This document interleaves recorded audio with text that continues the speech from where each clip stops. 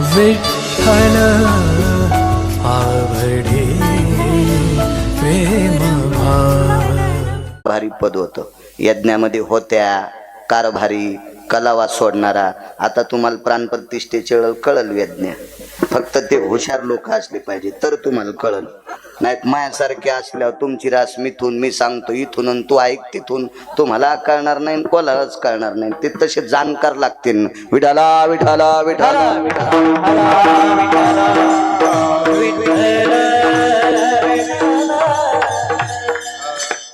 तुम्ही कारभारी आहेत यज्ञातले होय का झोपले नाही अजून. 1 वाजले राजेश्वर शास्त्रीला घरी यायला. राजेश्वर शास्त्री घरी यायला. काय वानू आता नपुरे वाणी सांगतोय. आजोबा अजून तुम्ही जागे आहात. अरे काय महात्मा आहे मराठवाड्यातला महाराष्ट्रातला. काय झालं आजोबा. अरे यज्ञाच्या एका आहुती करता पात्रातलं तूप संपलत. तर यज्ञ कुंडाची एक वीट काढली आणि आसव सुक्त गाल्याबरोबर इटीचं लोणी होते लोणी आणि त्या लोण्याच्या आहुत्या पडल्या. राजराजेश्वर शास्त्री म्हटले महाराष्ट्रात असा विद्वान कोण आहे. कोण आहे असा विद्वान. त्यांच्या आजोबांनी सांगितलं.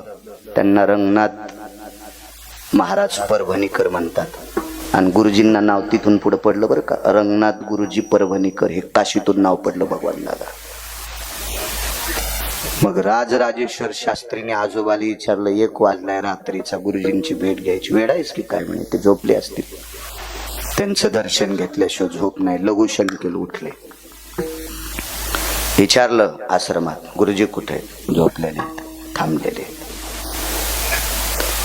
काय कर्म नको ती गुरुजीला जाग आली. लघुशंकेल उठले. लघुशंकेल जात असताना बूट घालून चालले होते. राजराजेश्वर शास्त्रीने लोटांगण घातलं. रात्री 2 वाजता ती संत परभणी जिल्ह्यातले ती संत मराठवाड्यातले. काय भाग आहे आपला.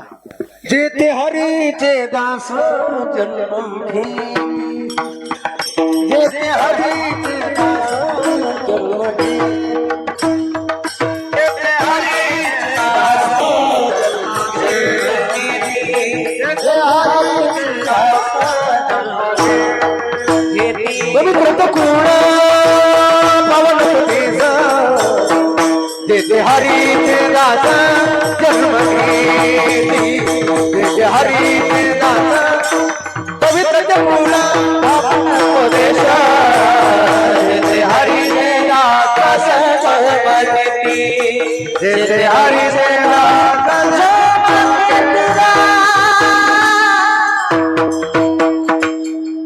किती मोठे गुरुजी असतील. वा.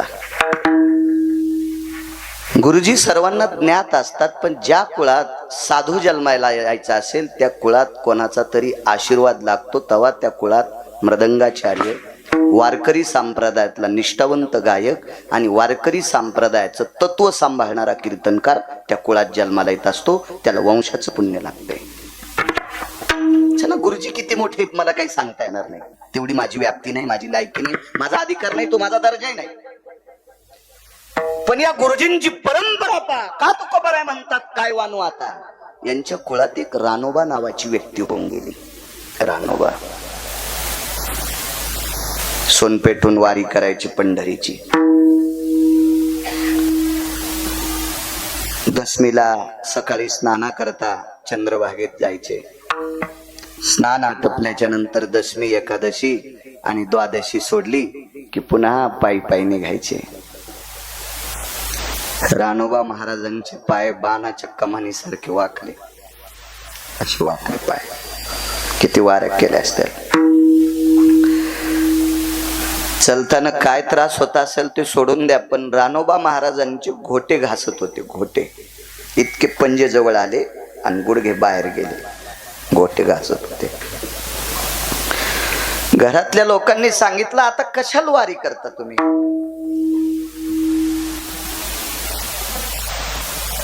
तर रानोबा महाराजांनी सांगितलं अरे वारीसाठी माझा जन्म आहे. वारीसाठी. हो आता काही तुम्ही मला नकार देऊ नका, जाऊ देत जा. वारीहून आल्याबरोबर 4 दिवस उठायचे नाही. इतके पाय सुजलेले असायचे, पायाला वर्ण पडायचे, पण कधी त्यांनी घरच्यांपाशी अशी व्यथा मांडली नाही. पाय दुखते रे, आमक होत रे, तमक होत रे, काहीच नाही. त्यांना माहित होतं आपण म्हणलं की आपल्याला पुन्हा नकार करतील, जाऊ नका म्हणतील. ठीक आहे. एकदा वारीला रानोबा महाराज गेले. रानोबा नावाचे ठराविक लोक माझ्या यादीत आहेत, म्हणजे माझ्या वाचनात. मी यादी करणारा कोण नालायक, पण माझ्या वाचनात आहे. त्याच्यापैकी रानोबा नावाची एक वारकरी होते. त्या वारकऱ्याला पंढरपुरातल्या मालकांनी चोखलेला अर्धा आंबा त्या वारकऱ्याला भेटला.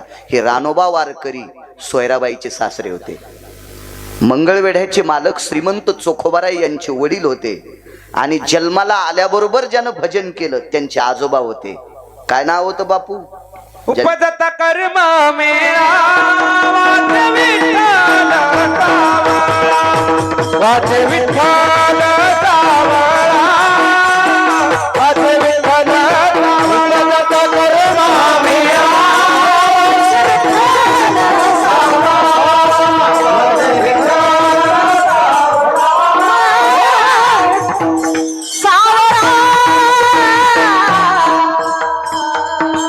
उपजताची कर्म मेळान वाचे विठ्ठल सावळा. देशमुख वकील साहेब झाल्या भजन.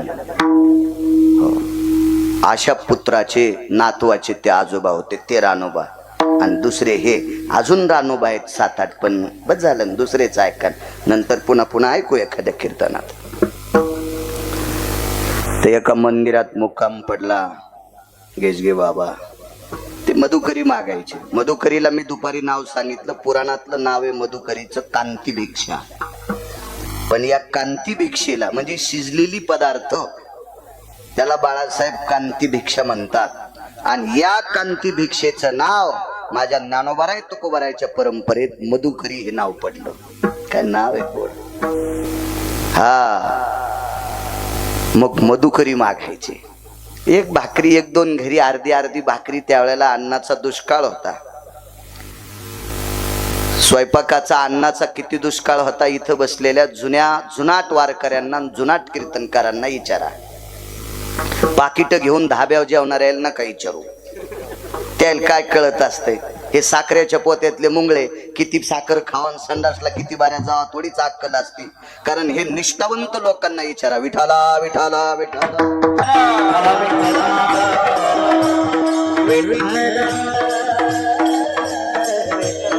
आम्हाला विचारू नका, आम्ही वाऱ्यातले लोक आहे. वार जाऊनी म्हणजे बरं आहे. अर्धी चतकोर भाकरी 2-3 घरी वाढली. नाथ महाराज मंदिरात आले, एकट्यानं भजन केलं. शरीर थकलं होतं. अर्धी चतकोर भाकरी खाल्ली, मंदिरातल्या मारुतीरायाला प्रणाम केला आणि रानोबा महाराज झोपले. रात्रीच्या 1 वाजता एक व्यक्ती आली, अंथरुणाला हलवलं. कोण? मिनमिनती वात होती दिव्याची. काय वातानं पुरे वाणी सांगतोय. आपण ज्या भागातले त्या भागातली संत किती मोठे होते इतका दर्जा लक्षात ठेवा. आपण किती मोठे आहेत, किती मोठ्यांची लेकरं आहेत हे ध्यानात ठेवा. आणि मग अंथरूण हलवलं. भगवान दादा उठले. कोण? वाट सुरू आहे. दिव्याचा बारीकसा प्रकाश होता. रानोबा महाराज म्हणले कधी आले? चलताचे. जेवण? चलताचे. पिशवीतली मधुकरीतली अर्धी भाकरी काढली. आपल्याकडे भाकरी बांधायच्या पालवाला पालव गाळणं किंवा भाकरीचा कपडा म्हणायचे. त्याला मुख्य नाव आहे पालव आणि गाळणं. हा शास्त्रातला शब्द आहे, गाळणं आणि पालव. रानोबा महाराजांनी ती भाकरी ठेवली. महाराज आयुष्यभर ज्यांनी वाऱ्या केल्या त्यांनी मधुकरीचा प्रसाद आहे आणि त्यांचा हात लागलेला प्रसाद आहे. पालव असा पांगावला गाठ सोडली आणि समोरच्या व्यक्तीनं भाकरी खाल्ली. मला चांगलं कळतंय, जुन्या काळातली माणसं भाकरीचा कुस्कुर सुद्धा असा हातावर घेऊन खात होते. हातावर घेऊन खात होते. अन्नाला जपत होते माणसं. जेवण केलं आणि तो नाटक्याच माणूस होता आल्याला, तो वारकरी नव्हता महाराज, कळेल तुम्हाला. वळकटी टाकली रानोबा महाराजांच्या बाजूला आणि वळकटीहून उठले आणि रानोबा महाराजांच्या पायाला हात लावला, तुमची सेवा करू का? वाक्य ऐकता का दर्जेदार वारकऱ्याचं? रानोबा महाराजांनी सांगितलं, दादा मी 4थ्या आश्रमात आहे, मी 4थ्या, आणि 4थ्या आश्रमात गेलेल्या व्यक्तीने बायकोला सुद्धा पाय दाबू द्यायचे नाही. आश्रमो चतुर्थाति जायम सभार्यान्ति वर्णो स्थिता पानिग्रहणोस्तत क्रियानाम शैवम नैवाति कायायम. हे काय नालायकच वाक्य, मोठ्यांच वाक्य. मी 4था आश्रम स्वीकारला रे, मी जिच्याशी पाणी ग्रहण केलंय तिला पाय चुरू देत नाही, तुम्ही कोण? आणि या मधुकरीच्या भाकरीचा अर्धी भाकरी दिली याचा उपकार फेडण्यासाठी माझे जर तू पाय दाबत असशील तर मला कोणी नरकात टाकावं देवाला सुद्धा कळणार नाही. काय वानू आता सांगतोय, नकोय. पण समोरचा हट्टी होतो, हट्टी म्हणण्यापेक्षा नाटकी होतो, नाटकी म्हणण्यापेक्षा चतुर होतो, चतुर होतो. आणि इतका आग्रह धरला, इतका आग्रह धरला, पायावरचं पांघरण बाजूला केलं आणि पायाला जखमा झालेल्या होत्या. अरे अरे तुमच्या पायाला जखमा आहेत, कशा? वारी करतो. कधीपासून? पूर्ण वृत्तांत सांगितला. हे ऐकायला मारुतीराय साक्षीला होते, जगातला 1 नंबरचा वारकरी. हो, मारुतीराय काय सामान्य दर्जा होता का? केवळ वनीचे वनचर पाले खावीर वानर, चारी मुक्ती त्यांच्या किंकर सवे सुरवर वंदिती. केवळ वनीचे वनचर. सेवेच्या बाबतीत जर विचार केला तर मारुतीराय सारखी सेवाच नाही. तुम्ही आम्ही सगळे सेवा करू पण भाकरीचे तरी कानकोंडे. मारुतीरायनं भाकरी पण पंढरपुरातल्या मालकाला मागितली नाही आणि काम तर केलं. काय खाऊन बापू? पाला खावणी वाहिले पर्वत बांधिले सेतू, सिंधुवरी बांधिले सेतू. पाला खावणी वाहिले पर्वत बांधिले सेतू, सिंधुवरी बांधिले सेतू.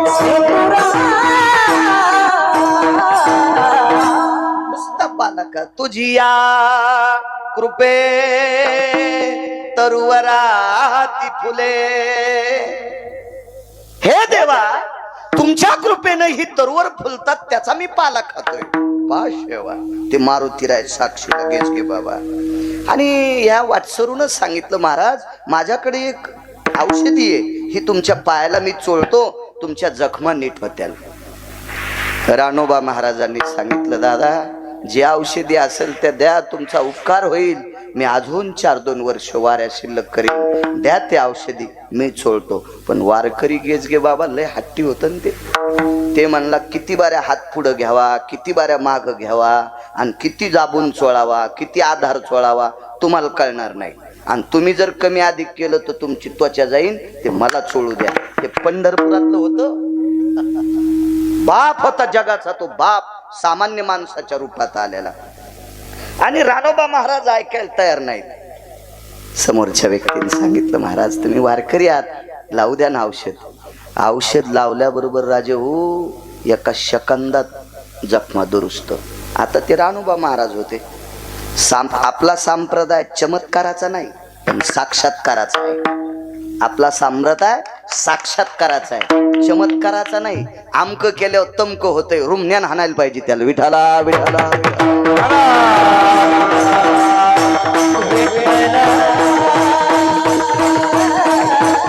आपला संप्रदाय साक्षात्कार आहे, चमत्कार नाही, साक्षात्कार आहे. आणि ते दुरुस्त झाला, पाय हात धरला. कोण येत आपण? एवढी तुमच्या हातात ताकद.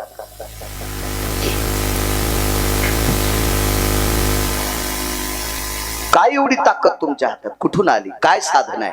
मनगटत धरलं, प्रगट झालं रूप. साष्टांग दंडवत केला, देवा तुम्ही हो तुमच्या वारीची साधना फळली, ती एवढी तपाला गेली की त्याचा बोजा माझा झालाय माझ्या डोक्यावर. ब्रह्मांडाचा धनी तो संती केला ऋणी, कर्ज आहे माझ्या डोक्यावर. आणि ते फेडण्यासाठी तुमच्या पायाच्या जखमा दुरुस्त करण्यासाठी आलो. आणि महाराज एक करू का आता? आता पायाच्या जखमा नीट झाल्यात, तुमचे वाकलेले पाय सरळ करू का? किती वेळ लागेल भगवान दादा देवाला पाय सरळ करायला? किती वेळ लागेल? पण ऐका महाराज, ऐका दर्जा वारकऱ्याचा किती मोठा होता. रानोबा महाराजानं सांगितलं, देवा माझा पाय सरळ काय करशील? तुम्हाला 20 वर्षाचं पोरग करशील हे मला कळतंय रे, पण माझे पाय जर तू सरळ केलेस ना देवा, माझ्या गावात सगळ्यात जास्त तुझ्या दर्शनाला येण्याऐवजी माझ्या दर्शनाला लोक जास्त येतील. बुवाबाजी करीत नव्हते ते वारकरी असते. बुवाबाजी नकोय, ते वारकरी असते. देवानं सांगितलं, ऐका महाराज तुमचं पाहून बरीच लोक वारी करतील. नकोय देवा, नको रे नको. देवा अख्खा मराठवाडा माझ्या पाया पडायला येईन रे, आणि तो मराठवाडा पाया पडायला आल्याच्या नंतर मला थोडासा गर्व होईल आणि मी तुझ्याकडे येण्यासाठी इसरल. देवा नकोय रे नकोय. देवा माझ्या जखमा नीट केल्यास, आता माझे पाय सरळ करू नकोस. दर्जा किती मोठा रानोबा महाराजांचा. रंगनाथ गुरुजी किती मोठे असतील ते भाग सोडून द्या, पण त्या कुळातले रानोबा महाराज किती मोठे होते, ज्यांच्या पायाच्या जखमा दुरुस्त करण्यासाठी जगाचा पाप येत होता. कारण देवाला कामाला लावायची ताकद या मराठवाड्यातल्या संतांची आहे. म्हणून देहुतले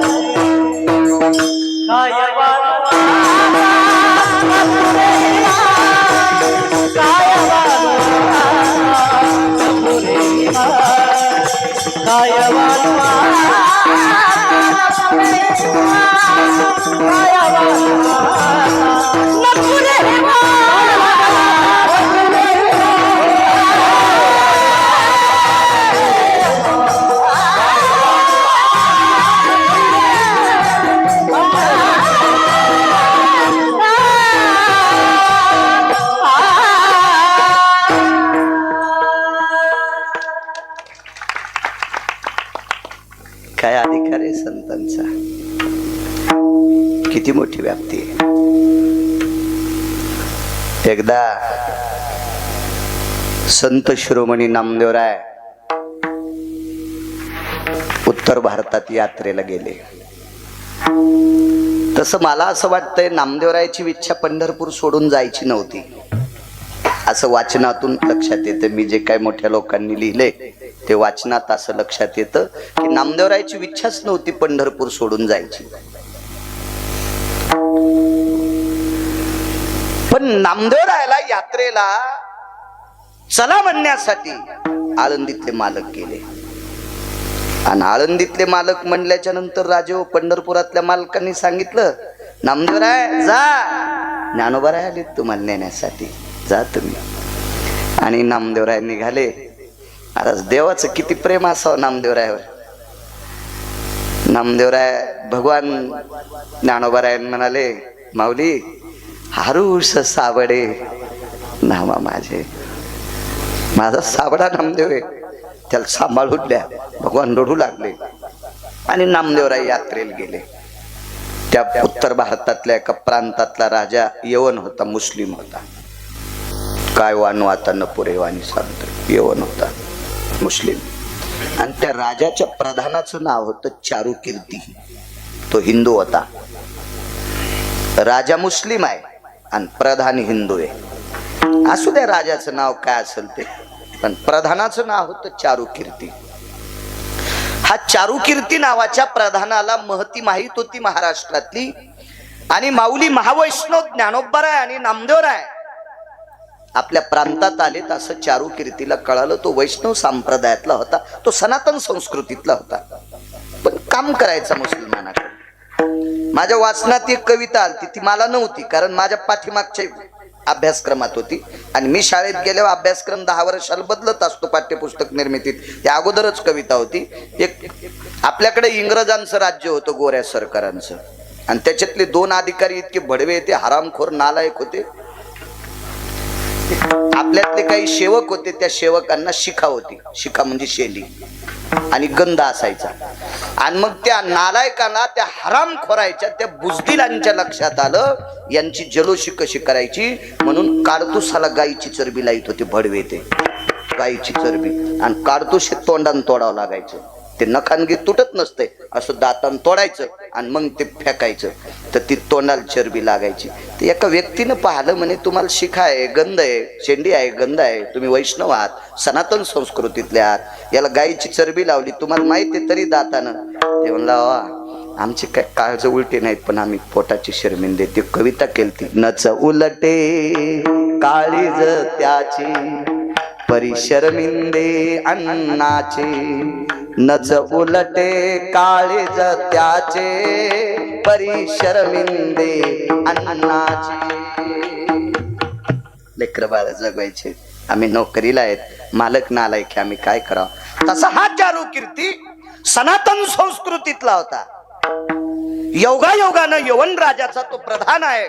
आणि राजाला सांगितलं, राजे साहेब आपल्या प्रांतामध्ये 2 वैष्णव आलेत, वारकरी आलेत. तो हिंदी भाषित होता, ज्ञानदेव नामदेव. वा, आता काही काही राजे, बिदरचा बादशाह वाईट कसं म्हणता येईल ढाळेगावकर, समाधीचा जीर्णोद्धार बिदरच्या बादशाहाने केला. पुन्हा एक सांगतोय, संत शिरोमणी नामदेवरायाचं लग्न त्याच राजाने केलं, त्याच्या अगोदरच्या. हा पुढचा काळ झाला, तो 700 वर्षापूर्वीचा काळ होता. म्हणजे सगळ्याच जातीत माणसं वाईट असतात आणि सगळ्याच जातीत माणसं चांगले असतात. मला जात दाखवा बरं वकील साहेब, त्या जातीतली माणसं दारू पित नाहीत. औषधाला तर गावसायची नाही. सगळ्या जातीत हरामखोर माणसं आहेत आणि सगळ्या जातीत चांगली माणसं आहेत. म्हणून कोणाला शिव्या द्यायचा प्रयत्न करी जाऊ नका, रट्टे खातान. विठाला विठाला विठाला विठाला.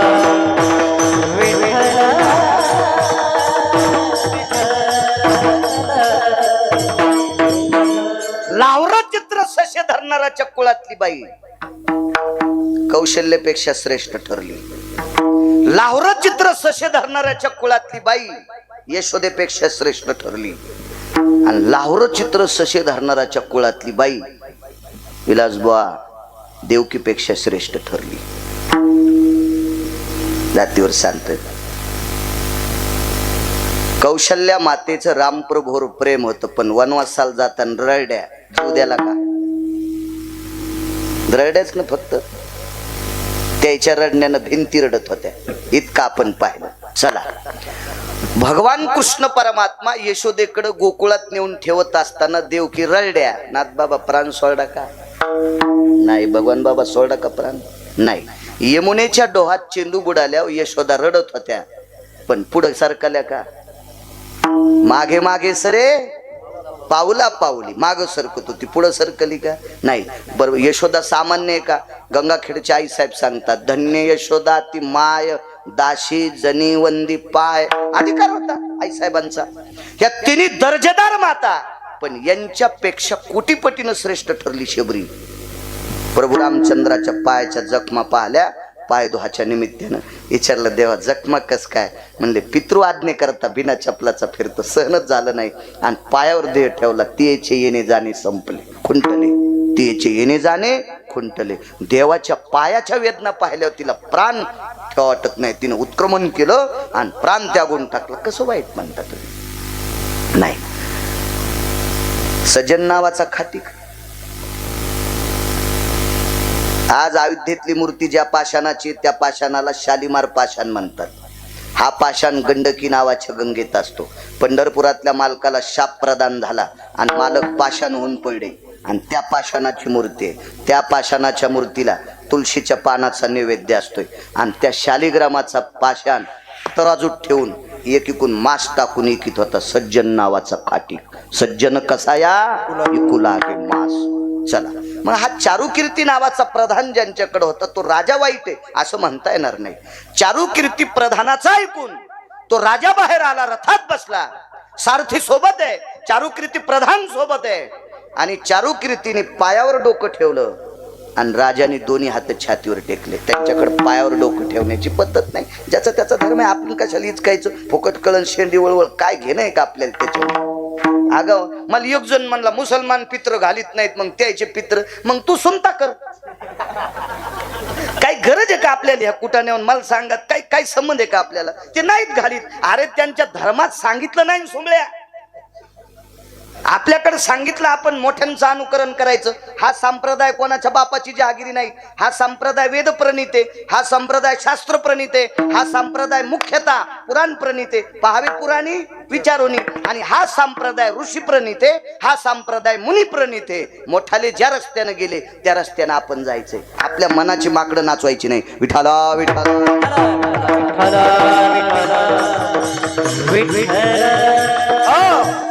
आणि त्याने छातीवर हात ठेवले. नम्रतेचं लक्षण आहे ना ते. छातीवर हात ठेवणं सुद्धा नमस्काराचं लक्षण आहे. एक पुराण असा एक महती आली युद्ध कार्यामध्ये. द्वापार युगातला एक प्रसंग होता. शस्त्र संपले आणि जयद्रथ ह्या 24 लोकांपैकी हरामखोर होता. हे दुर्योधनाचा मेवना होता. हे 24 लोक नालायक होते. महाभारत याचे नाव सकाळी सकाळी घ्यायचे नाही. शकुन्या, दुःशासन्या, दुर्योधन्या, जयद्रथ्या बजाले 4. 24 पैकी 4. 20 घरी गेल्यावर पहा गुत थोडं घेतलं मी सगळे सांगायला. बाकीच्या महाराजाला विचारण मात पिना पाडता का? विठाला विठाला विठाला.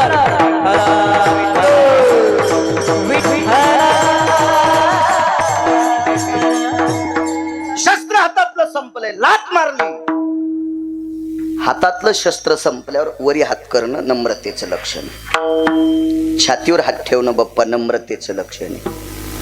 किराताचं पोरग प्रभू रामचंद्रान मारलं. चूक केली ती बरं. वशिष्ठाच्या कोर्टात केस टाकली होती आणि मालक चुकले होते. ह्या चुकीमुळे तर मायन बाप सोडून 11 वर्ष 53 दिवस दुसरीच्या घरी राहावं लागलं. हा चूक ही पंढरपुरातल्या मालकाला सहन होत नाही तर आपण कोण्या बेसरामाची फुलं आहेत? विठाला विठाला विठाला विठाला.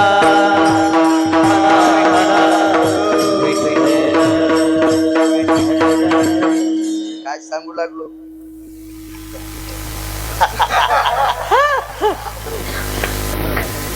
नम्रतेचं लक्षण. वा. ती किराताची बाई स्वतःच्या पोराचं प्रेत घेऊन आली ती प्रभू रामचंद्राच्या दरबारात. तिथं प्रेत घेऊन आल्याच्या नंतर दोन्ही हात छातीवर ठेवले. पाया पडता येत नाही ना. जगाचा बाप आहे, माफ करा म्हणे. नम्रतेचं लक्षण आहे. आपल्याकडे नम्रता सांगितली म्हणून त्याने छातीवर हात ठेवले. हे नम्रतेचं लक्षण आहे. आणि त्या चारुकीर्तीनं ज्ञानोबरायाच्या चरणावर लोटांगण घातलं, नामदेवरायाच्या चरणावर लोटांगण घातलं. बघा किती मोठा अधिकार या लोकांचा. 2 सांगतो मुद्द्यात मुद्दे. माऊली महावैष्णव ज्ञानोबरायाने तहान लागल्याच्या नंतर एका विहिरीला पाणी लावलं. मला वाटतंय तो खूप उचंबळाला. तव गडगडीत कुंभा उदके ओसंडला. तव गडगडीत कुंभा उदके ओसंडला. कल्पाती खवळला सिंधू दैसा. सिंधू दैसा कल्पाती खवळला सिंधू दैसा.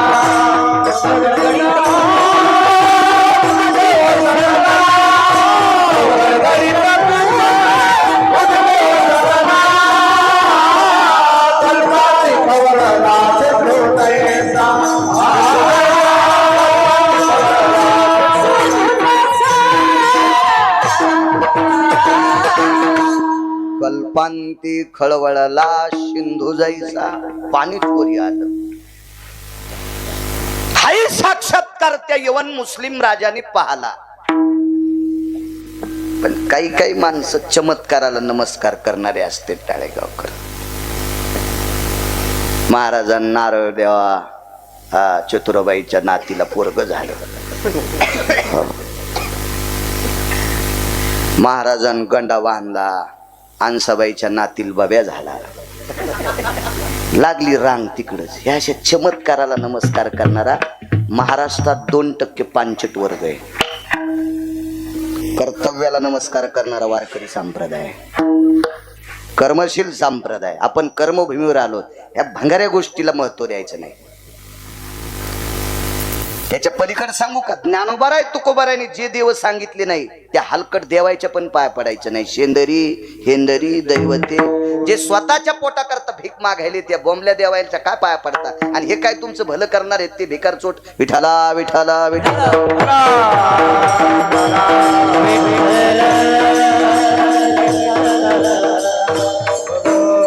तसा त्या राजाच्या यवन मुसलमान राजा त्याच्या लक्षात आलं. एक महात्माजीने बोले, हिरील काय म्हणतात हिंदी भाषेत, बावडी मला काय हिंदी येत नाही.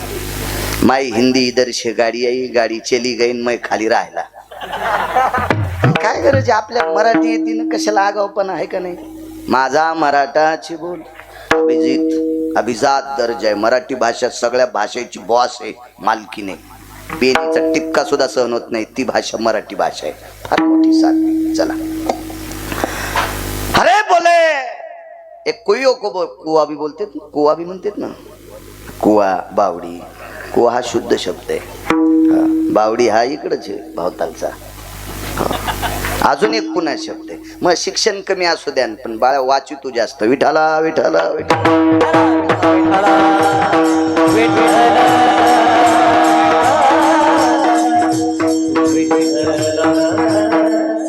हिंदीत कुवान बावडी, मराठीत काय म्हणते तिरीला. ते नाही सांगायचं, पुढचं सांगायचं दुसरं.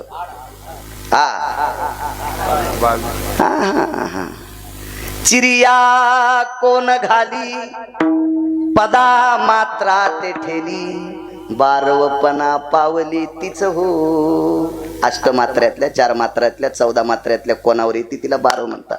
सवे चंद्रबिंब भासे ग्राम उथंबोनी नाचे, स्नाना विरही आरजे तृष्णा भागे, आडमंती त्याला आड म्हणायचं.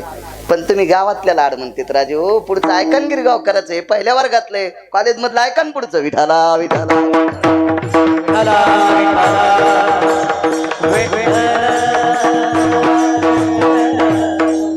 असू द्या. आता पुन्हा पाहू दुसऱ्या कीर्तनात. तुम्ही पुन्हा म्हणताल तुला येतच नाही, इकून पिना पाडायचे. मग आपलं शिका. माझं मत आहे आपलं शिका. विरील काय म्हणावं ते आपलं शिकावं. हो. काय झालंय, माईक एखाद्याच्या हातात दिलं की ते धर्मावर इतकं बोलवतो जसा धर्म याच्या आज्यानं सुरू केला. आणि धर्माच्या बाबतीत तिला इतकं अनुकरण करत नाही. हो. तुम्हाला एक माहिती आहे का गुरुजी काय म्हणाल ते. रंगनाथ गुरुजीनं त्या काळात वाक्य वापरलं होतं. काही ठराविक लोकायला तुम्ही काय वारकरी संप्रदायाचा प्रचार करता म्हणले. तुमचे पोट्टे इलायतीत शिकायला येतं आणि तुम्ही इकडे आम्हाला गाथा मराठीत सांगता. हे तुमचा नाही उद्धार होणार. ते झोपलेच सगळे. विठाला विठाला विठाला.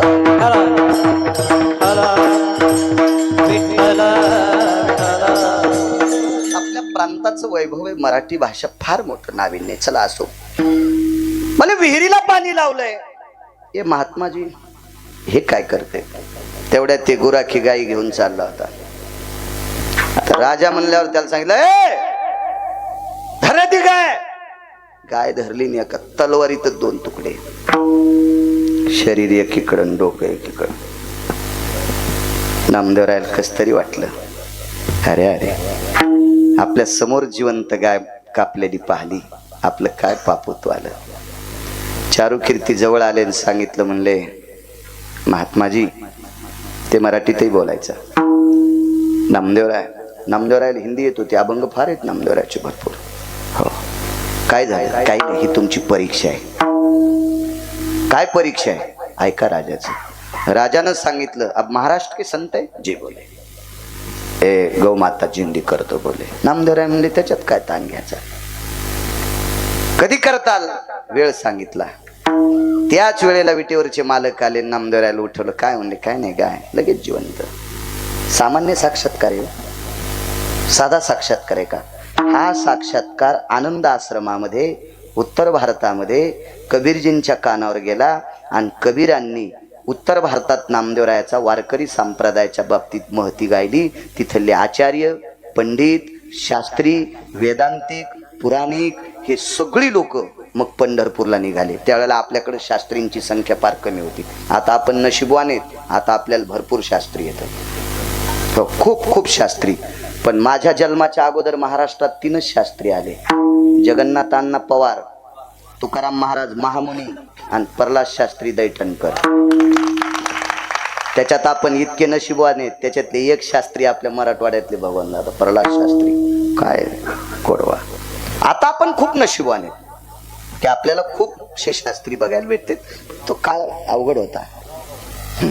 हे पाय हे लय रगील माणूस हो, काय करावं तरी मी सांगत असतो गपचिक बस. आपण काय करावं? विठाला विठाला विठाला.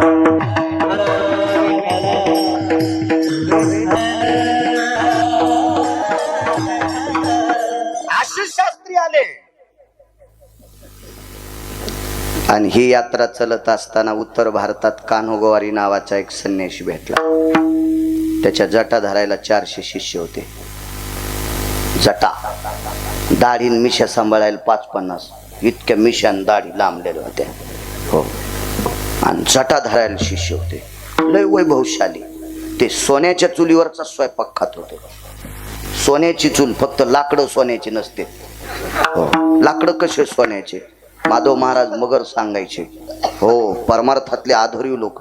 मी एक तर वाचून सांगतो, नाही तर महाराष्ट्रातल्या फक्त 6 लोकांचं ऐकून सांगतो. अजून 7व्याचं ऐकून सांगितलंच नाही आणि फजिती करून घेणारही नाही. विठाला विठाला विठाला.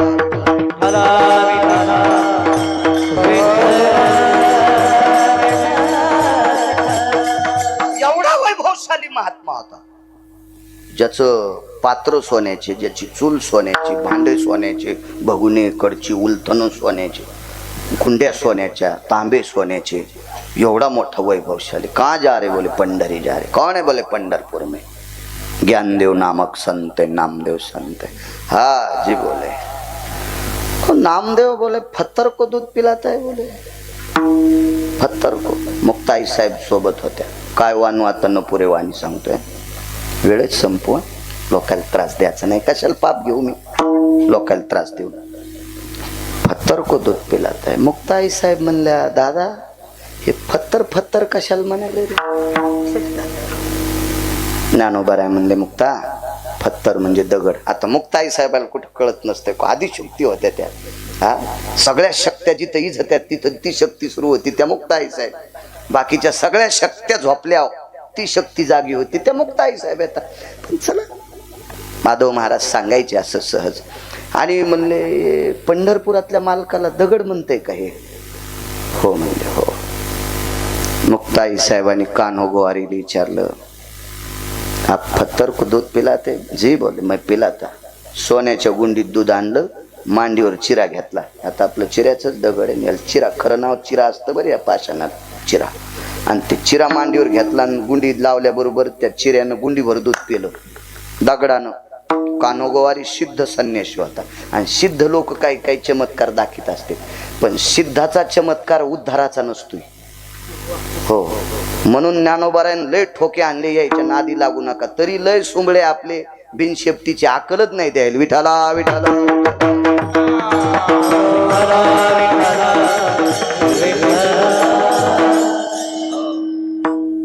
एका साधून 29 वर्ष घातली तोंडातून जाळ काढायसाठी. तोंडातून जाळ काढा 29 वर्ष. आणि स्वामीराम भेटले. स्वामीराम म्हणजे 1949 ते 51 एका पीठाचे शंकराचार्य होते ते. स्वामीराम शंकराचार्य होते 1949 ते 51. आणि त्यांनी भेटले म्हणले, काय साधना 29 वर्षामध्ये 10 वर्ष घातले ना, आता साधना प्राप्त केली. मी चूल पेटितो. केल्याबरोबर इस्तूत बाहेर पडला. स्वामीराम म्हणले किती वर्ष घातलेस? 10 वर्ष गेले. म्हणले 29 वर्ष झाले आता साधना तपाला आली. मी आता एका आदल्यातच इतकी साधना तप केली. म्हणजे आदल्यात. आणि मग डबी केवढ्याला असेल ती? कवडी, दमडी, खडका, आदला, लालपई, डबल पैसा याच्यातच असेल ना ती एक डब्बी काढायची पेटी. माझ्या लहानपणी 10 पैशाला होती, 5 पैशाला होती. तर त्या काळात काय असेल स्वामीरामांच्या काळात. मग 29 वर्ष झालं तू साधना करून तोंडातून जाळ काढी. तू मी आदला खर्च केल्यावर अख्खा कशाला म्हणतील गावन घेऊन निरी सांगायला लागलो. हो, लाखो मेलेले फुकायची ताकद माझ्या डब्बीची. मग या सिद्धीच्या क्रिया, सिद्धी लावी कोण तया, अशा काही चमत्कार असते, चमत्कार. मग त्यालाही ती सिद्धी प्राप्त होती. सिद्ध्या काय असतात? अनिमा गनिमा. माऊली महावैष्णव ज्ञानोबारायने कोण्या सिद्धीचं लाघव केलं तर लघिमेचे लाग. हा, लघिमेचे लाघव. लघिमा नावाची सिद्धी गाथा ओरिजिनल वाचायचा तर माथा शुद्ध होत असते. हे नारे नारे नारे नारे नारे नारे काय ते चाललाय सध्या आता का. हो हो, हे तुमच्यातल्या 2% लोकांकडे लय पैशाचा जोर झालाय. हे तुम्ही जास्त वाढवलंय. विठाला विठाला.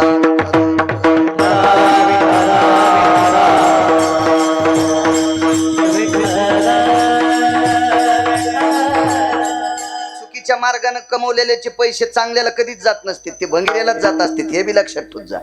म्हणून निष्ठेनं परमार्थ करणाऱ्या वारकऱ्याने हे डोक्यातच घ्यायचं नाही. तुमच्याकडे हरामखोराचे पैसे येणारच नाही, हे भंगिऱ्यालाच जाणार. कधी बी डोक्यात ठेवायचं. विठाला विठाला विठाला.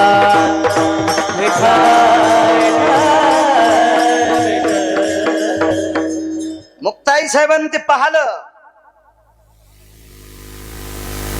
बाकीचे सगळे लोक म्हणले बापरे, फत्तर को दूध पिलात आहे, फत्तर को दूध पिलात आहे. मुक्ताई साहेब बाहेर आल्या. ज्ञानोबारायांनी बरंच तारडं होतं, पण आईसाहेब थांबल्या नाही आणि कानोगोवारीची दाढीच हालिली. चटात लय मोठा माणूस होता ते, लय मोठा, लय मोठा. म्हणजे यानं हो, आपल्याकडे ज्याच्याकडे हे लय का त्याला म्हणते ते लयच मोठा महाराज आहे. काय येडपठेस तू सुंबळ्या. आपल्या संप्रदायात पैशानं महाराज मोठा नसतो. आपल्या संप्रदायात किती मोठ्या गाडीत आलाय महाराज याच्यावर मोठा नसतो. आपल्या संप्रदायात आचरणावर महाराज मोठा असतो. विठाला विठाला विठाला.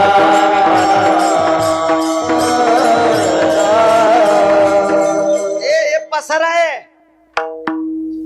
विलास महाराजानं 50 मजली मठ बांधला तरी ते मठ काय, ते मठ आहे. ते सगळ्यात मोठी शक्ती आचरणाची. आणि तुम्ही गाड्या घोड्यावर जर महाराज मोठा म्हणत असतील तर तुमच्या परिसरात मला शेतकरी दाखवा बरं. त्याला 12.5 लाखाचं जनरेटर आहे. ऐक माऊली बाळू, हाय पाहिला शेतकरी? वकील साहेब तुम्ही पाहिला का?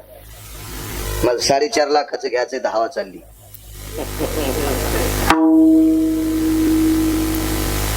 तर 14.5 लाखाचं जनरेटर कोणाला असतं माहिती का राजेहो? लोकनाट्यवाल्याला. आणि जनरेटर ठेवाला ट्रक 24 लाखाचा. जनरेटर कशात असते द्यायचं? पायी असतं काय? किती लाखाचा ट्रक? 24 लाखाचा. जनरेटर 14.5 लाखाचं. कोणाला आहे? लोकनाट्यवाल्याला. आणि मग असं काय असतं त्यांना बसायला? लक्झऱ्या, एसी लक्झऱ्या. याच्यावर काय नसतंय. कधी कधी एखाद्याकडे जास्त पैसे झाले म्हणजे तो महाराज मोठा आहे असं डोक्यातलं काढून टाका. एखाद्याकडे लय लोक जमा होते म्हणून ते पण डोक्यातलं काढून टाका. हळून मी बैल घेतले, मला जर शेतीचा नाद आहे म्हणून तर इतका टकटक बोलतो. एक जण म्हणला लय कडक बोलतात, कीर्तन बंद होते. म्हणलं जायला सुंबळ्या, निघाला पट्ट्या कापूस याचायला. पात काळी माय. आणि काय हसायला? आपल्या बाप दादानं काळ्या माईवरच तुम्हाला मला मोठं केलंय. एक लक्षात ठेवा, मोठ्यांचं वाक्य. सगळ्या संतांच्या अगोदर कोणती देवता असेल तर काळी माय. अगोदर काळी माय देव, त्याच्यानंतर अष्टादश संत देव, आणि तिसरा देव कोणता असेल तर पंढरपुरातला मालक आणि काशीतला मालक. पंढरपुरातल्या मालकाला आणि काशीतल्या मालकाला बी संतांच्या आधी देव मानायचं नाही, कारण संत जन्माला आले नसते तर त्याला देव पण कोणी दिलं नसतं. म्हणून आधी काळी माय देव, त्याच्यानंतर संत देव, आणि त्याच्यानंतर पंढरीतला आणि काशीतला मालक देव. ज्याच्या नावाने ईदभर 7/12 असेल तो महाराष्ट्रातला राजा असेल. काळ्या माईवर प्रेम करा, कळून येईल गिरगावकराचं कालांतर. मी असेल नसेल तो भाग सोडून द्या. चला, काय सांगत होतो? बैल घेतले. 2.25 लाखाला बैल जोड घेतला. पैशाची काय अडचण नाही महाराज, चांगलं चालले. म्हणजे तुम्ही इतकं हसले म्हणजे बघ नाही मी कुठंच बोल, मी प्रत्येक कीर्तनात सांगतो मला पाईप आहे. मला दाबून सोडून गप्पा हाणायचा नादच नाही. आमची इथे एक बाई गावरान तुपात चपात्या खात होती. काय खाल्लं जीजी तर काय नाही, कुटके खाल्ले. सकाळच्या मसडच मेली. देव म्हणला तुपात चपात्या खातीन, कुटके म्हणाली मसडच मेली. मग चांगलं चाललंय, मी कशाला कुथू. मालकाची कृपा सगळं चांगलं चाललंय, गोड चाललंय पद्धतशीर. तुम्ही घरचं खाता तरी सुखी आहेत. मी महाराष्ट्रातल्या किती गावातलं तूप खाल्लंय तरी कुथायलो आणि नियम मला इंच भर जागा ठोचा नाही लाल करायची आहे का नाही. किती आहे का नाही, महाराज लोकांनी कुथायचंच नाही आपण अद्याप नाही. चला 2.5 लाखाचा बैल जोड आणला. खाला काय त्याला, मका असेल, कडूळ असेल, गजरा असेल, कडबा असेल, पेंड असेल, पण कुठं बांधून बांधून. आणि देवाला सोडायला कठाळ्या, देवाला सोडायला कठाळ्या काय खातो, कोणाची मका. मग काही काही नशीबवान कठाळे येत. तशी एखाद्याकडे लय पैसे आहेत म्हणून ते कठाळ्या समजायचा. तुम्ही कशाला स्वतःला लहान समजिता. पाळलेल्या बैलाला साधं समजित असते तर. अरे पाळलेला बैल व्यसनीच्या आणि मुंगशाच्या चौकटीतला आहे, आणि देवाला सोडायला कठाळ्या मुंगशाच्या आणि यशनीच्या पलीकडचा आहे. ते तुम्हाला अवताला धरता येत नाही, चिखल तुडवायला आणता येत नाही. हे लयच झालं तर लांबून हात जोडीचा, जवळ गेल्यावर फाटक्यात दात पाडीन. विठाला विठाला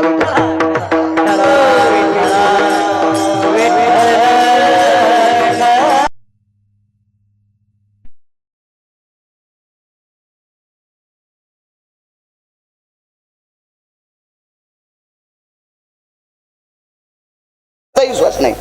नाही एवढं नका असं कडे, तितका इचकाल्याला बाजार नाही. तुम्हाला राग येईन म्हणून माझ्या पोरावर घेतलंय, पण तुमचं सांगायलो हे ध्यानात ठेवा. विठाला विठाला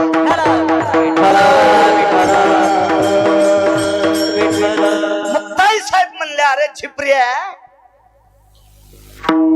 अशा दगडायला दूध तर आमच्या परिसरातलं कोणी पाजीन, पण पंढरपुरातल्या उभ्या दगडाला दूध पाच. मग तू या खडावा पुसायचं काम मी करीन. ते तितकं ठसलं, कानोगवारी भूषणात आलं. पंढरपूरला शिबिर ठोकलं, रावट्या गिवट्या त्या काळात ठोकल्या. शिष्याला सांगितलं मंडईतून दूध आणा. 50 गवळी आमके तमके जवळ बोलिले. काय लिटर दूध घ्यायचं, पण बिना धारवाण्याचं दूध, म्हणजे पाणी न टाकलेलं दूध. सोन्याच्या गुंड्या 100-200 दूध. हारेच भरले तिथं. ती सोन्याची गुंडी त्याच्यात बुडीली. दूध पाजण्यासाठी कानोगवारी निघाला. नामदेव पायरीपर्यंत, आता जी नामदेव पायरी चोखोबारायची समाधी तिथपर्यंत कानोगवारी ह्या शिष्यमंडळन ते थाटन ते वैभवन ते अशी ती गुंडी सोन्याची. लोक बघायला अशी, त्या काळात काय अशी गर्दी नव्हती. 5-50 लोक म्हणजे लय गर्दी वाटायची. आणि पण तात्विक लोक होते. कानोगवारी कानोगवारी, उत्तर भारतातला महाराज आहे, उत्तर भारतातला महाराज आहे. आणि ती सोन्याची गुंडी पाहणं, देवाला दूध पाजणारे, देवाला दूध पाजणारे. पंढरपुरातल्या मालका इतका गुंड जगात कोणी नाही. हे वायरच वारणार, टाटरच वारणार. ह्या गुंडाळायचं काय असतं, हे पैपच वारणार, कोणाचे कापसच वारणार.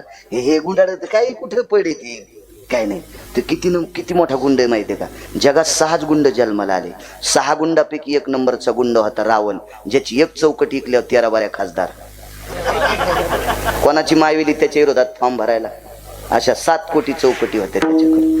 एवढ्या मोठ्या गुंडाला दुपारी 2:18 पंढरपुरातल्या गुंडानं आणलंय. आता किती नंबरचा गुंड येतो. तर तुमच्या मायासारख्याला तर चालता चालता फुकीन न देऊ. तो सामान्य आहे का. आणि ते फुगिराला मोजित नाही. तिळ मात्र जरी होया अभिमान, मेरू तो समान भार देवा, मोजित नाही ते. आणि फुगिरा असे त्या लगेच कळतेत. जाणोनी अंतरवर्त तसे देव चतुर चतुर येतो किंवा चतुरा तो शिरोमणी गुण लावण्याची खाणी. ते लावण्य शिरोमणी आहे चतुरांचा. चोखोबारायच्या समाधीची जी जागा आहे तिथपर्यंत तो कानोगवारी महाराज आले. आता जी नामदेवरायांची समाधी हे पायरीला, त्या पायरीवर पाऊल टाकल्याबरोबर दूध थोडस कोमट झालं. कोमट लेकराला 5 ते तास कोमट झालं. आणि कानोगवारीने विचार केला, अंगार नहीं, अग्नि नहीं, ये तो गरम हो रहा है बोले. ते हिंदी होते ना ते. कस काय गरम व्हाले म्हणे दूध. आता पुढे गेल्याच्या नंतर डाव्या हाताला साक्षी गणपती बाप्पा येत. हो मालकाच्या दर्शनाला किती गोड चाललाय ते लय सूक्ष्म डोळ्यानं पाहते. गणपतीचे डोळे बारीक असते हो, आणि सूक्ष्म डोळ्यानं पाहते. किती लफंग्या आहे, किती नालायक आहे, किती हरामखोर आहे, त्या डोळ्यानं पाहतेत गणपती बाप्पा. आणि आता उजव्या हाताला जाताना एक समाधी, जळोजी मळोजी नावाच्या अधिकाऱ्यांची समाधी, आणि पुढे त्यांनीच बांधलेलं ते मंडप. आणि गरुड खांबाच्या अलीकडे एक खांब होता, त्याला गरुड खांब नाही, एक पार होता, त्या पाराला गरुड पार म्हणतात. आता तो पार नाही शिल्लक ठेवला, तो कधीच गेला. जुन्या लोकांना फक्त ती सांगतात तो गरुड पार होता. आता आपल्याला तो बघायला भेटत नाही, ते खणून काढत त्या काळातल्या काही लोकांनी. मग त्या पारापर्यंत आले आणि कानोगोवारीन वळून पाहिलं, माग किती माणसं आहेत. आणि तितकं पाहिल्याबरोबर समोर मालकाला बघितल्याबरोबर मालकानं आग्नीन सांगितलं, या फुगिराच्या हातानं मला काय करायचं नैवेद्य. आग्नीन प्रवेश केला आणि दुधात उचंबळलं दूध, वाफा आल्या. इतका हात भाजला की पहिल्याच गुंडीला कानोगोवारीचं कातड चिटकून गुंडी खाली, हाताची त्वचा चिटकून गुंडी खाली. हर लाव, पैशाला कमीत नाही, और दूध लाव, गंगा लाव, जाती नाही ना हात में लाव, बोले लाव. पुन्हा एक गुंडी आणली आणि ती गुंडी हातात घेतल्याबरोबर इतकी तापली की मास चिटकून खाली गेलं. अशा 25 गुंड्या, 25 125 लिटर दूध, 5 लिटरची एक गुंडी. नुसत्या कांड्याची हाडत दिसू लागले, लाहा लाहा लाहा लाहा करू लागलं. असे हलवा तर दुखू लागले, दाढी हलू लागलं आणि दाढीनं वारं घालू लागलं. कानोगोवारी असं दाढीनं, बोकड्याची दाढी हल्ल्याने असं वारं घालू लागलं ते. हो, मग ताई साहेब म्हणल्या, लय मस्ताड हाता होय, दगडायला दूध पाजित होता, हे उभा दगडतोय हातानं दूध पेत नाही. नानोबाराय म्हणले, कानोगोवारी जी ठीक है बोले, नामदेव काही ये बोले, ये ते साथ में थे बोले. हो, मोठी माणसं बजबज बोलत नसते, मोठाले माणसं लय मित भाषित असते. चाच आणि मवाळ, मितुले आणि रसाळ, शब्द जैसे कल्होळ अमृत. काही काही बोलायचं लय येडेवानी नाद असतो. आमची इथे एक बाई तुपाल गेली आणि तुपाल गेल्याच्या नंतर तिनं तूप घेतलं. ते तूप घ्यायला गेली तर ती बाई म्हणली, मा कोणाच्या घरची आहेस ग? आमक्याच्या घरची बाई. ती लय मोठ्या घरची बाई. सुनाला सांगितलं, बाबे पैसे घेऊ नको, तिला बुटकं भर तूप तसंच दी. आता बुटकं भर तूप तसंच दिल्याच्या नंतर तिनं म्हणावं ना, पण ती म्हणली, तुला काय प्रसन्न? काय नाही म्हणजे, मी तुमच्या घरचं दूध खात नाही, तूप खात नाही. ती बाई म्हणली, जाऊ दे, काय हरकत नाही, हिच्या सासूमुळे आपल्याला दिले. आणि बाहेर गिऱ्हाईक उभं होतं, त्याच्या इथं कार्यक्रम होता आणि त्याला 50 किलो तूप पाहिजे होतं आणि हिच्या इथं 100-200 गाई म्हशी होत्या. मग ते समोरच्यानं विचारलं, बाई तूप कसं काय? ते म्हणली, कसं काय, मला सासूनं पाठीले म्हणून मी आले, आणि ये ना आम्हाला फुकट दिले, मी पैसे घेऊन आलते, पण सासूनं पाठीलं म्हणून आले. बाई तुला तूप? म्हणले, मी कोणाच्या इथलं खाईन, पण हिच्या इथलं तूप खात नाही. काऊन? हिच्या मसळा कहा गाव खरालाच चरत आहेत. ती गेलं वापस. काय बोलतील काही काही माणसं, काही विषयच नाही, कुठं सगळं बचकून टाकीत असतील. बोलण्यात काय काय माणसं विचित्रच असते. बोलण्यात साधत काय काय, चांगलं बोलल्यावर साधत, पण असं येड्यावानी बोलतेत माणसं. आता ते नामदेव राय होते, कशाला काय बोलते. ये बोले नामदेव जी बोले. नानोबारायने सांगितलं, नामदेवा पाजा दूध. तुम्ही दूध पाजल्याच्या नंतर कानोगोवारी जातील त्यांच्या शिष्यासोबत. नामदेवरायाच्या डोळ्यातून पाणी आलं. मग ताईसाहेबांनी विचारलं, नामदेवा का रडता? काय नाही म्हणले, आईसाहेब दूध माझ्या हातानं भगवान पेतील, पण दूध आणण्यासाठी आपल्याकडे पैसे नाहीत, आपल्याकडे दुधासाठी पैसे नाहीत. आज नामदेवरायाच्या अभंगावर आम्ही कीर्तन करू करू किती चांगले धोत्र घालायला होते, पण सुंबाचा करदोडा, रक्त्याची लंगोटी, नामा वाळवंटी कीर्तन करी, ही नामदेवरायाची गरिबी होती, परिस्थिती होती नामदेवरायाची अत्यंत. केळीवरी नारळी घर चंद्रमोळी, जाणत शाळी नामयाची, घरातून चंद्र दिसायचा, अशी नामदेवरायाची परिस्थिती.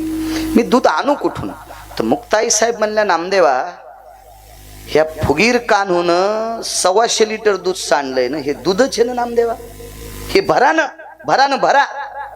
तर नामदेवराय म्हणले, आई साहेब आता ह्या दुधाचं इतकं ते पारापैसे असं वाटतं होता, ते असं ते खळग आजही तिथं आहे ना गरुड खांबापैसे असे कोपरे, आणि ते सगळं दुधानं चिंब भजलेले, आणि याला आपले पाय लागलेत ना. तर आईसाहेबाचं बघा काय विवेक असेल. आईसाहेबानं सांगितल्यात, नामदेवा राधेच्या पायाची माती द्वापार युगात ह्या मालकानं पेली, पाण्यात टाकून राधेच्या पायाची माती द्वापार युगात या मालकानं पाण्यात चिमूटभर टाकून राधेचे पाय विसळून त्याची माती द्वापार युगात या मालकानं पिली. आपण पुराणात पाहिलं. राधेच्या पायाची माती का पिली? नामदेवराय म्हणले राधा भजन करीत होत्या. मग आपण नाहीत का भजन करीत?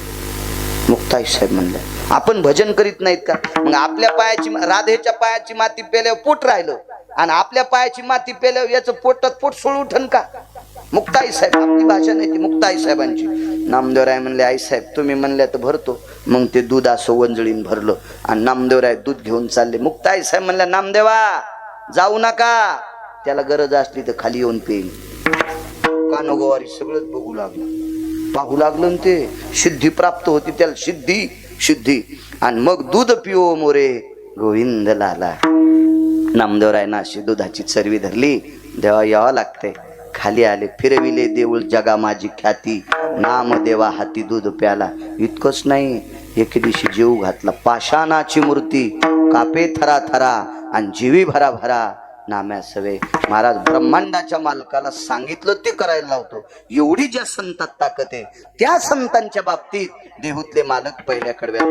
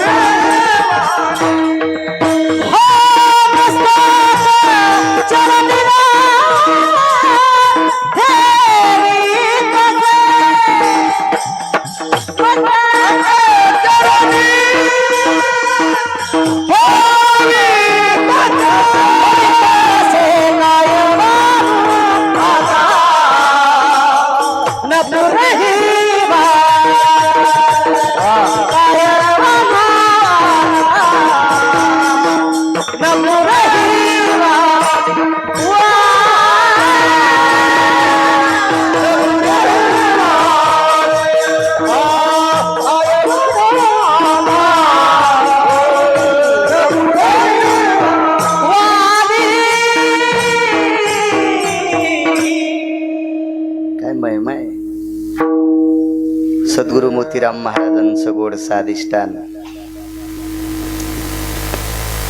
त्यांच्या मूर्तीची प्राण प्रतिष्ठा आदरणीय विलासजी महाराज गेजगी मोठ्या श्रद्धेने इथं करतात.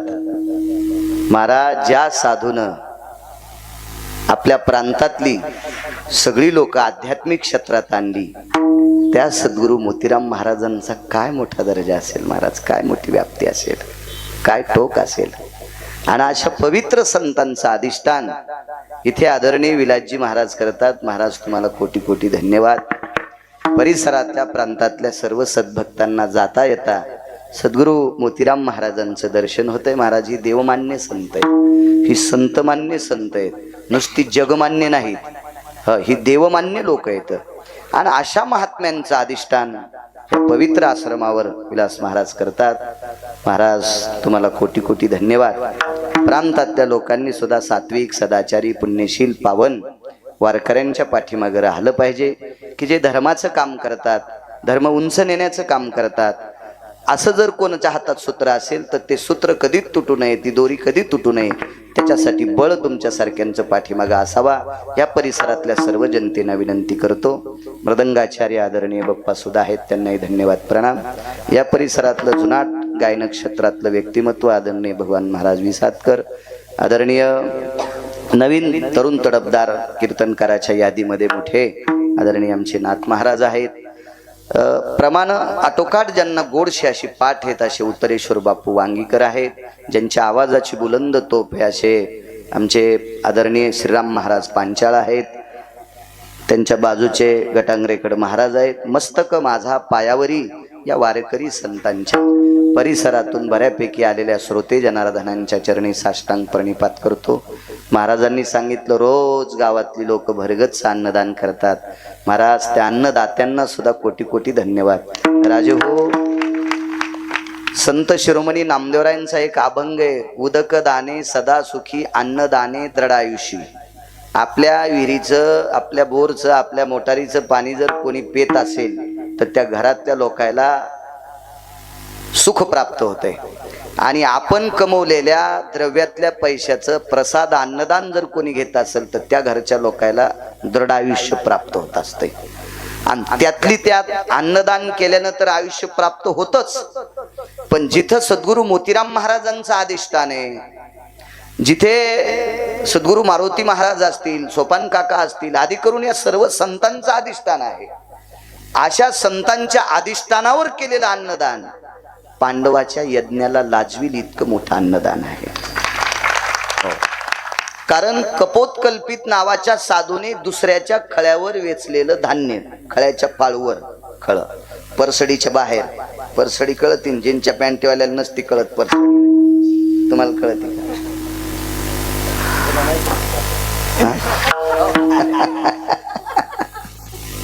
परसडीच्या बाहेरचं धान्य पाळूच्या बाहेरचं असते आणि मधलं भरता येत असते, कारण खळ खुरवत करून लाटलेलं असते, त्याच्यात काही दाणे नाही.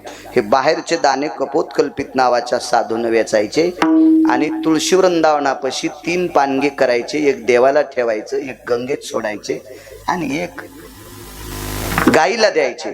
आणि हे एक पानग देवापसलं ते स्वतः घ्यायचे. गाईच्या बाबतीत फार मोठं सांगितलं.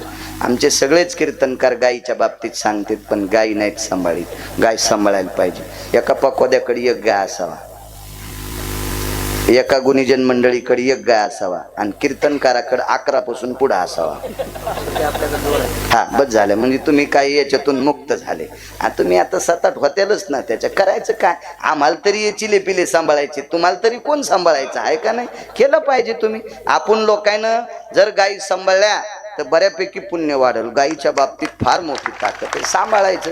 माईवरून, गाईवरून, बापावर सगळ्याला बोलता येते. सांभाळता कोणाला येते? बोलता कोणाला येते? तमाशातल्यान तरी तुम्हाला कुठं शिव्या दिल्यात? त्याने कुठं शिव्या दिल्यात? बोलण्यापेक्षा बोले तैसा चाले त्याची वंदावी पावली. याच्या पलीकडे सांगू का? सांगे परी वागे त्याशी थोर मानावे आणि सांगे परी न वागे त्याशी चोर मानावे. की बोले तरी करणे कठीण. वा वा वा. त्याच्याकरता गायी असा, इथंही गायी असल्या तर सद्गुरू मारुती महाराजांना, सद्गुरू सोपान काकांना, गुरुवर्य सद्गुरू मोतीराम महाराजांना फार आनंद होईल. कारण कोट्यवधी रुपयाचं घर शुद्ध करण्यासाठी वास्तुशांतीला एक गाय बांधित असते, तर हे परिसर पवित्र करण्यासाठी गायीची किती ताकद. महाराजांकडे 2 गायी आहेत. वा, धन्यवाद, चांगली गोष्ट आहे. हो, असो. असं पवित्र हा कपोतकल्पित नावाच्या साधून दाणे येसलेन देवापुढचा नैवेद्य स्वतःला घेतला. तितक्यात एक कुत्री आली आणि कुत्र्याचा स्वभाव असतो खाणाऱ्याच्या हाताकडे पाहणं, तोंडाकडे पाहणं, असं खालीवरी मान करीत असतो. कुत्र खाली हात केला की खाली पाहतं, वरी घास केला की त्याला भूक लागते. म्हणून तर जेवताना कुत्र जवळ नसावा असा पुराणाचा सिद्धांत आहे. त्याचं कारण सांगतो. चिंच खाणाऱ्या माणसाच्या जवळ उभं राहिलं की तोंडाला पाणी सुटतं आणि कुत्र्याच्या जवळ बसलं की, जेवत बसलं की त्याच्या तोंडाला पाणी सुटतंय. आणि त्याच्या तोंडाची लाळ खाली पडली की विज्ञानाच्या भाषेत त्याच्या लाळीमध्ये रॅबीज असतात आणि पुराणाच्या भाषेत त्याचं वेगळं नाव आहे जंतूचं.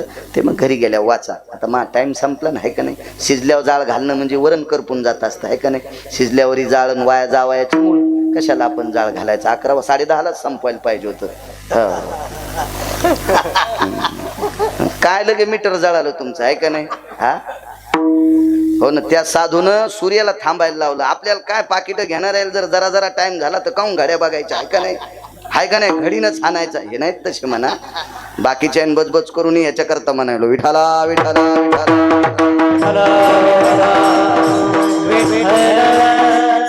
मला एक सांगू का? कीर्तनात चाल म्हणून बसणं गौ हत्या समम पाप, हा तितकं पाप कोणतंच नाही. कीर्तनकाराला 2 बी अभंग पाठ नसू द्या, तुम्ही त्याला काय नालायक समजायचं तर समजा, पण कीर्तनकार ज्या जागेवर बसून कीर्तन करतोय ती जागा नामदेवरायांची आहे. आणि त्या नामदेवरायाचा जर कोणी अपमान पाकिट घेऊन करीत असेल तर मला तरी वाटतंय त्याचा संसार वरून नाही पेटायचा, खालून पेटन. मी नाही सांगत, मोठ्यांचं वाक्य सांगतोय, माझी पात्रता सुद्धा नाही. मी मोठ्या लोकांचं ऐकून सांगतोय. आपल्या संप्रदायात बऱ्यापैकी असा घाणेरडा प्रकार चालू आहे. हे मोबाईल व्हॉट्सअपच खेळते. अरे, लोकनाट्यातली लोक सुद्धा एका तिळा इतकं चूक करत नाहीत. कीर्तन चालू असताना व्हॉट्सअप खेळतो, अख्ख्या जीवनाचं व्हॉट्सअप होऊन जाईल. तू लोकांना चॅटिंग करतो, अख्खं घर तो चॅटिंग मध्ये जाईल. मूर्खपणाचं टोके संप्रदायाचे नियम येतं. चला मला बसून कीर्तन करावं लागतं, हेच माझं एखाद्या जन्मातलं पाप असेल म्हणून बॉयलजेन तुटलाय. तितकं सुद्धा मला दुःख वाटतं की आपलं वय नाही आपल्याला बसायचं. तर चला वाचिलं तीही मालकाची कृपा म्हणावं लागेल. काय सांगत होतो, कपोत ते कुत्र्याचे ते रॅबित म्हणून जवळ लय लोकांच्या घरी लय कुत्र्याला आकली नाहीत, कुत्रे कुठे बसवा. 55 लाखाची गाडी घेतली, स्टिअरिंगवर ते बसलं आणि कुत्रं त्याच्या सीटवर बसलंय. म्हणजे बापाला त्या सीटवर बसायचं नाही. अशा काही कुत्र्याला आकली नाहीत, कुत्रे कुठे बसवा. देवाला नैवेद्य नेत असताना झाकून का नेतात माहितीये का? सर्वात दोष कुत्र्याच्या दृष्टीचा आहे, शास्त्र सांगते त्याच्या पाठीमागं. आणि ते खाली पडलेल्या लाळीवर जर पाय पडले ना तर ती लाळ सर्वत्र घरात पसरत असते म्हणून कुत्र. आणि कपोतकल्पित नावाचे साधू जेवत असताना, अन्नदान करणाऱ्याची ताकद सांगतो इथल्या संस्थांवर, जेवत असताना त्याच्या ती अर्धी भाकरी मोडीन कुत्र्याला फेकल्याबरोबर त्या कुत्रीनं तोंडात, ती नेमकीच जणलेली होती 1-2 दिवसापूर्वी, तिला 1-2 पिलं झालते, पोट उपसलेलं होतं, खाल्ल्याशिवाय पिलांना दूध देता येत नव्हतं. ती भाकरी तोंडात धरणं आणि भाकरी फेकणारा अलीकून आणि कुत्रीच्या तोंडात भाकरीन तितक्यातून मुंगूस गेलं. मुंगसाचा अर्धांग सोन्याचं झालं. अर्धांग हे मुंगूस कितीतरी यज्ञात लोळलं, त्याचे राहिलेलं अंग सोन्याचं झालंच नाही, उलटी सोन्याची केस लोळल्यानं गळून गेले, लोळल्यानं गळून गेले. याचं एकमेव कारण होतं, सुदामदेवाच्या नंतर विटेवरच्या मालकाचं, वैकुंठातल्या मालकाचं, भगवान विष्णू परमात्म्याचं निष्ठेनं भजन करणारा जर कोण होता तर कपोतकल्पित नावाचा साधू होता. आणि नामधारकानं फेकलेली भाकरी त्याच्या नामाच्या यज्ञात मुंगसाचं अंग सोन्याचं होतंय.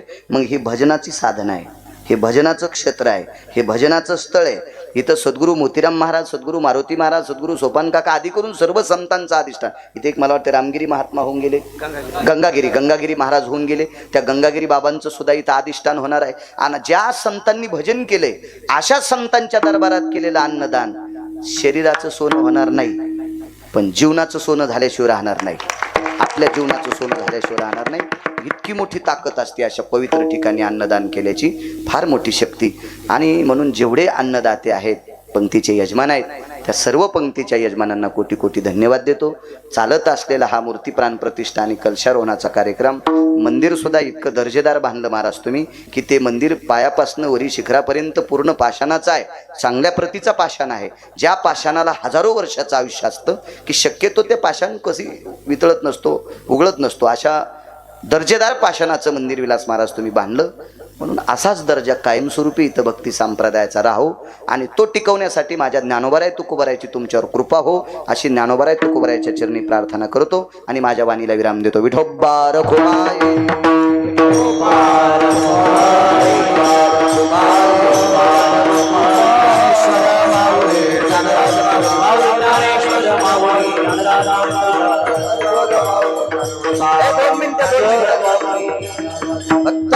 फक्त 2 मिनिटं जास्त एक मिनिट 2 मिनिटं जेवढे उठले तेवढे. आता बाकीचे फक्त अगदी वेगात आटपायचे, वेगात.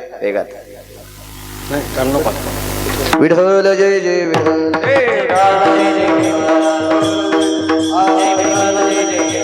बोलिले करू वेडे वागुडे करे द्राक्षमा महाराज, द्राक्षमा महाराज, पावणे ज्ञानेश्वर पाया पैक्यंकरा परब्रह्म ज्ञानदेव ज्ञानदेव एक मिनिट ऐका. आपल्या संप्रदायाचं नाक म्हणजे आरती आहे, आपल्या संप्रदायाचं नाक म्हणजे आरती आहे. म्हणून उभे जरी राहिले असतील, पायाचा त्रास मला माहित आहे, मी कनिवयाचा असताना सुद्धा मला त्रास आहे, तुम्हाला असू शकतो, पण आरती झाल्याशिवाय कधीच नाही हल्लं पाहिजे आपल्या. आणि किती मोठ्या परंपरेत आहोत आपण, अशा परंपरेचा अवमान करू नका. झाले समाधान.